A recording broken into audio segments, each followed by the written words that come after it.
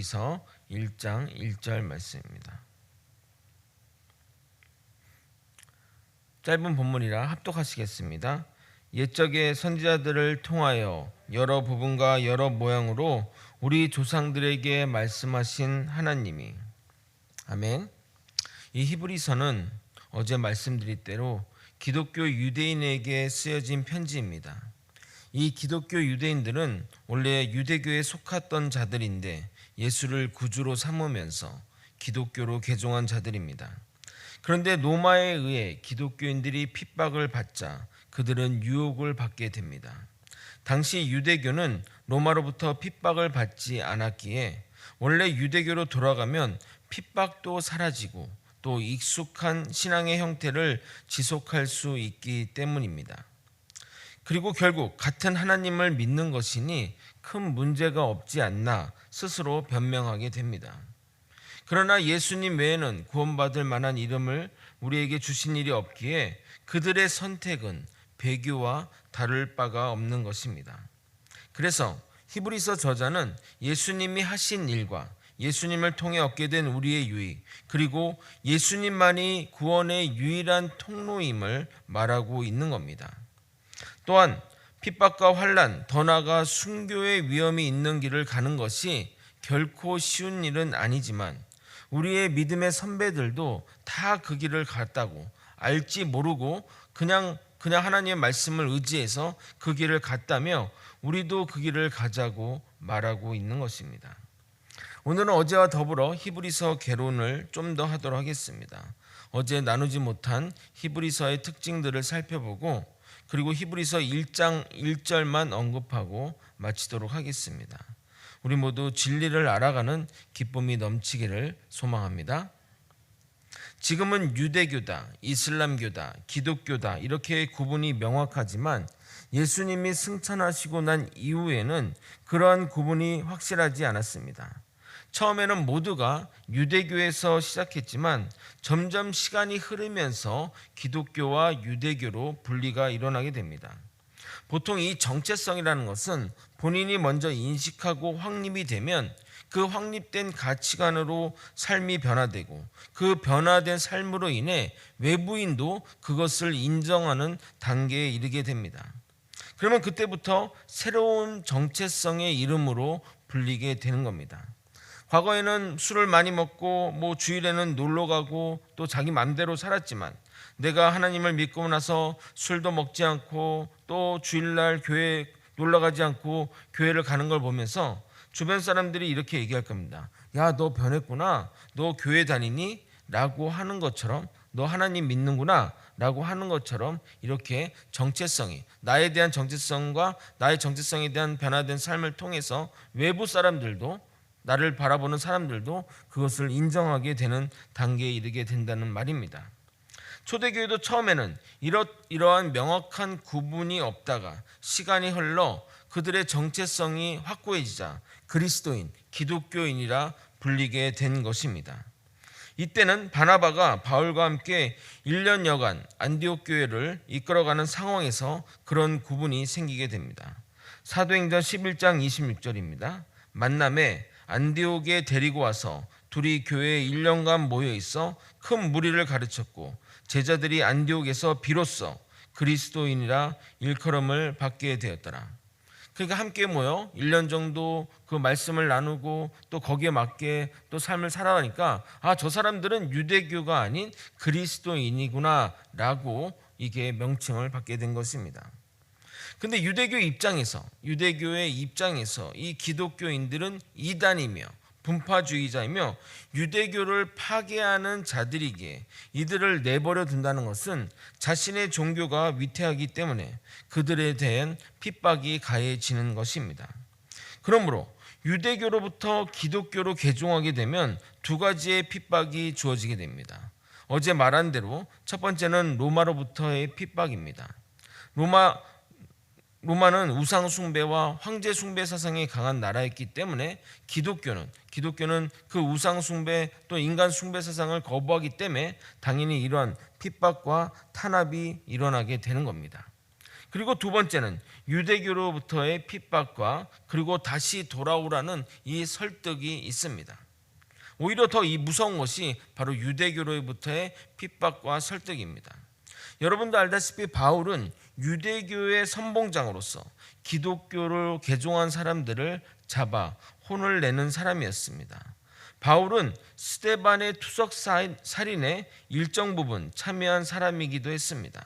심지어 그는 유대교에 대한 열정으로 이 개종자들을 잡으러 예루살렘에 데려오라고 멀리 원정까지 다소까지 갔던 사람입니다.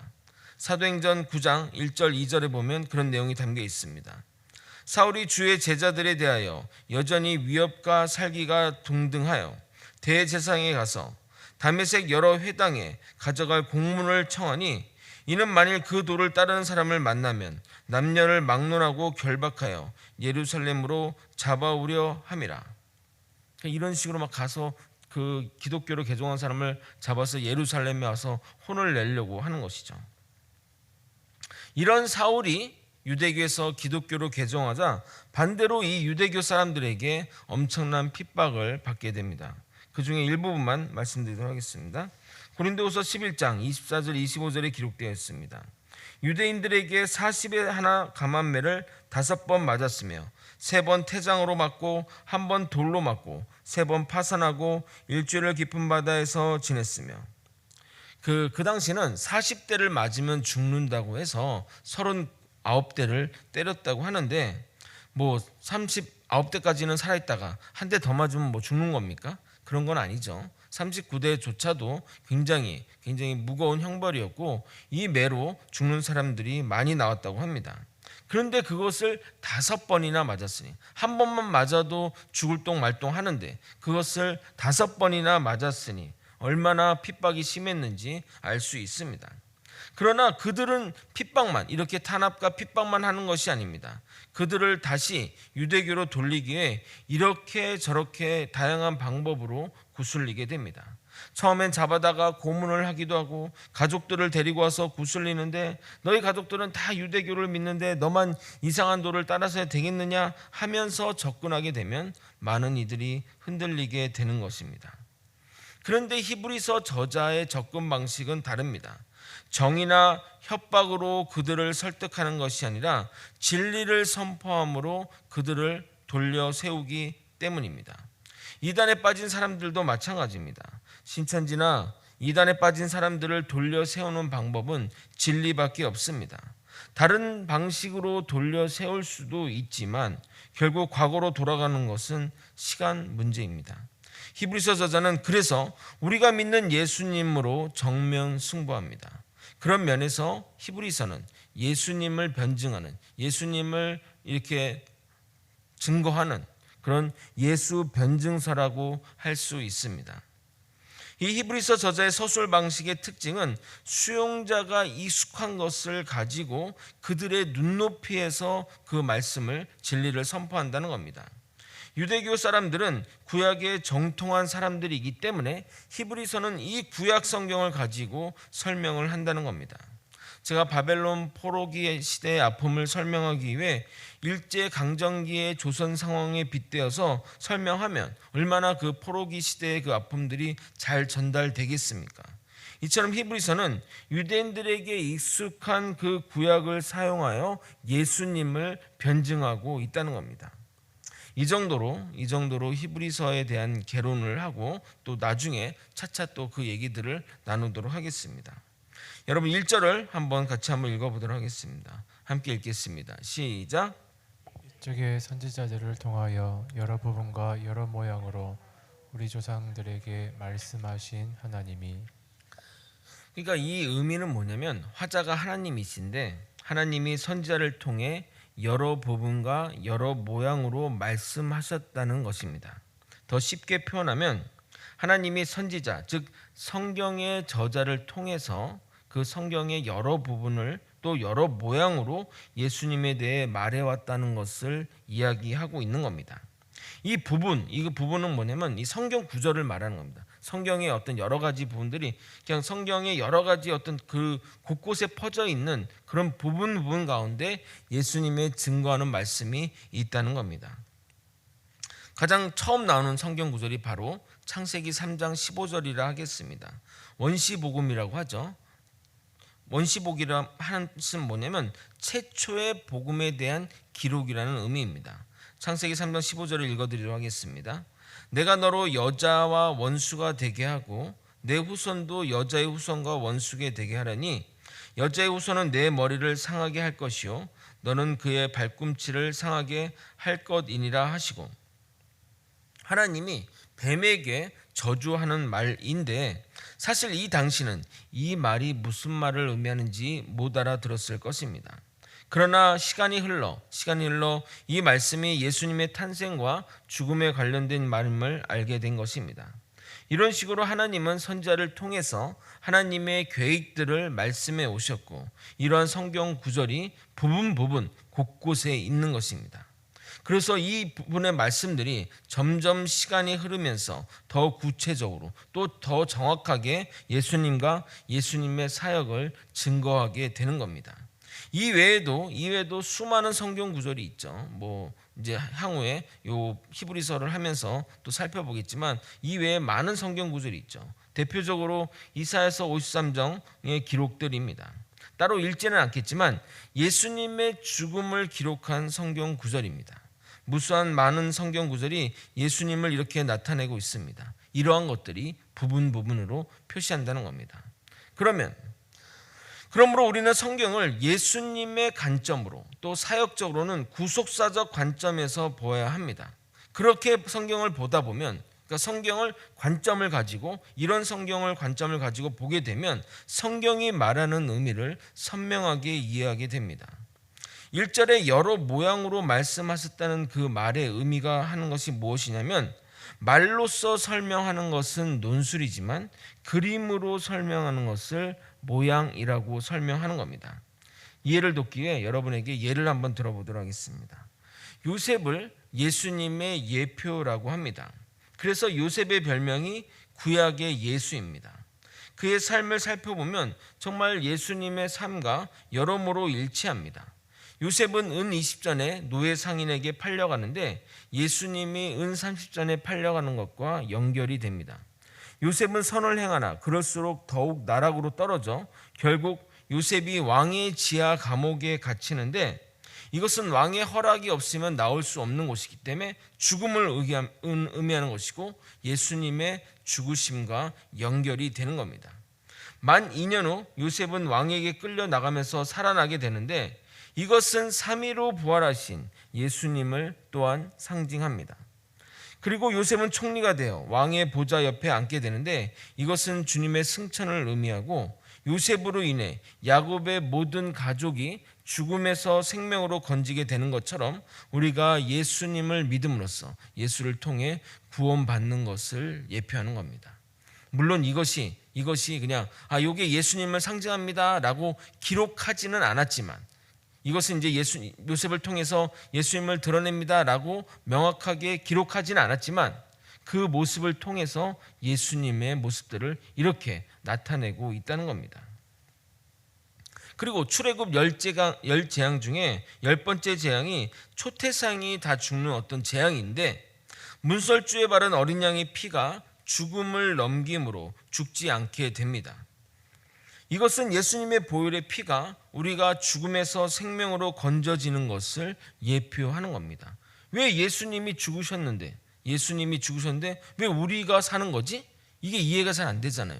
그것을 이 출애굽의 10번째 재앙을 통해서 설명하고 보여주고 있는 것입니다. 그래서 하나님은 이스라엘 백성들이 유월절 절기를 대대로 지킴으로 예수님의 보혈의 의미를 기억하게 하셨습니다. 출애굽기 12장 13절 14절입니다. 내가 애굽 땅을 칠 때 그 피가 너희가 사는 집에 있어서 너희를 위하여 표적이 될지라. 내가 피를 볼 때 너희를 넘어가리니 재앙이 너희에게 내려 멸하지 아니하리라. 너희는 이 날을 기념하여 여호와의 절기를 삼아 영원한 규례로 대대로 지킬지니라. 하나님이 이스라엘 사람들에게 이 절기를 계속해서 지키게 함으로써 예수님이 오시면 예수님이 너희를 위해 피를 흘리신 피가 너희를 죽음에서 생명으로 옮기게 될 것을 알려주고 있는 것입니다. 이것이 바로 모양입니다. 그런데 이 예표는 예수님이 성취하셨기에 우리가 지금도 유월절을 지키며 기억할 필요는 있습니까? 없습니까? 없습니다. 예언의 성취를 예수님이 다 이루셨다고 말씀하시면서 돌아가셨기 때문에 우리는 이 유월절 절기를 지킬 필요가 없는 것입니다. 우리 교회에서 유월절 절기를 지키지 않죠? 제가 왜 이런 이야기를 하냐면 이단 중에 유월절을 지켜야 된다고 주장하는 종교가 있기 때문입니다.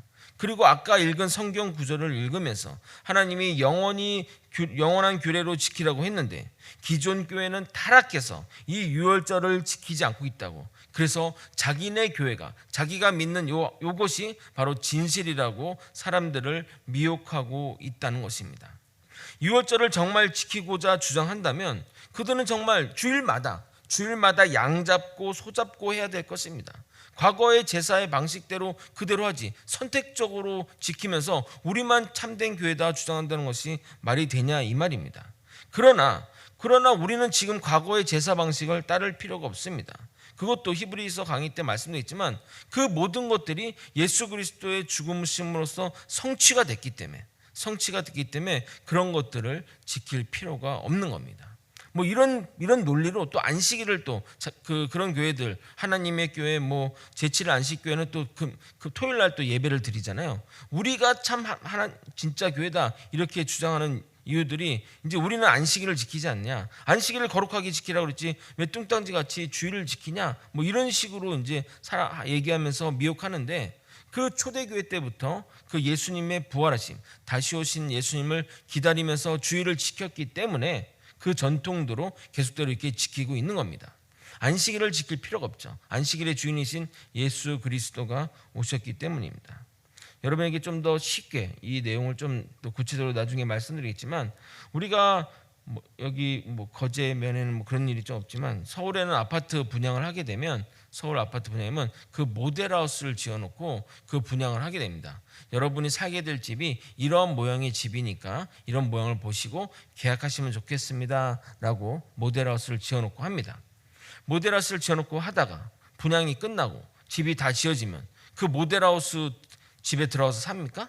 아니죠. 실제 집에 들어가 사는 거죠. 그러니까 예표, 모형은 이 완성이 되면 이 모델하우스는 철거하고 없애는 것처럼 거기 들어가 살 수 없는 것처럼 우리의 그 율법의 완성이 이루신 예수님 이후의 일들을 우리가 살아가면 되는 겁니다. 하나님의 교회와 제7일 안식교회가 유월절을 지킨다고 하는데 그것은 결국 뭘 얘기하는 겁니까? 예수님의 죽으심을, 우리를 위해 죽으시고 완성하셨음을 부정하는 것과 마찬가지입니다. 예수님의 죽으심으로 또 모든 율법의 요구를 완성하셨는데 아직 그 문제가 해결되지 않았다고 주장하는 셈이기 때문입니다. 이러한 다양한 예표와 그림이 구약성경 가운데 있는데 히브리서가 그것에 대해서 하나씩 설명해 줄 것입니다. 그래서 히브리서를 구약의 참고서라고 하는 것입니다. 말씀을 정리하겠습니다. 우리가 믿는 예수님은 철저하게 구약에서 여러 모양과 부분으로 말씀되어 오신 분이십니다. 하나님은 우리의 믿음의 수준과 지식에 따라 점층적으로 그 부분을 계시해 오셨습니다. 그렇기 때문에 우리는 성경을 볼 때 이러한 관점을 가지고 보아야 합니다. 그냥 무작정 성경을 읽어서는 안 되고 성경이 말하는 관점을 가지고 보게 되면 확연하게 하나님의 메시지를 여러분도 듣게 될 것입니다. 제가 요즘 계속 구약 성경 통독반을 하고 있는데 너무 참여율이 저조해서 이거를 계속 해야 되나 좀 고민이 될 정도인데 여러분 그냥 성경을 무작정 막 읽는다고 그게 백독한다고 해도 하나도 기억에 남는 게 없습니다. 관점을 가지고 뭘 얘기하는지를 알고 성경을 통독을 해야 성경의 어떤 전체적인 그림을 그려지게 되는데 제가 왜 이렇게 확신을 해서 얘기하냐면 제가 물어보면 다 모르세요. 성경을 막 백독했다 물어봐서 제가 한두 마디 물어보면 한두 마디 이제 개인적으로 물어보면 모르시더라고. 그러니까 성경을 그냥 읽는 게 중요한 게 아니라 관점을 가지고 어떤 의미로 해석해야 되는지가 정말 중요하다는 겁니다. 자, 우리가 믿는 예수님은 철저히 예언되어 오신 분이시며 그 예언의 성취로 이 땅에 오신 분이십니다. 단순하게 예수님을 무조건 믿는 것도 좋지만 이렇게 확실하게 증거하고 증명되어 온 예수님을 알고 믿는 것도 우리의 신앙이 흔들리지 않는 비결인 것입니다. 그러므로 예수님이 어떠한 분이신지 잘 바라보고 이해하는 저와 여러분이 되시길 예수님의 이름으로 소망합니다. 기도하시겠습니다. 하나님 아버지, 우리 모두가 예수님을 제대로 알기를 원합니다. 아버지, 구약의 여러 모양과 부분으로 말씀되어 오신 그 예수님이 우리에게 오셔서 우리에게 생명의 복음을 전하시고 우리에게 생명을 주시고 우리에게 구원의 길을 열어놓으신 것을 아버지 깨달아 알 수 있도록 이끌어 주시옵소서. 앞으로 히브리서 강해를 통해 하나님의 그 계획이 무엇인지 그리고 하나님의 그 약속의 성취가 어떻게 이루어지는지 깨달아 믿음의 선배들처럼 그 길을 나아갈 수 있도록 이끌어 주시고 인도하여 주시옵소서. 사랑이 많으신 예수 그리스도 이름 받들어 기도 드립나이다. 아멘. 주기도문으로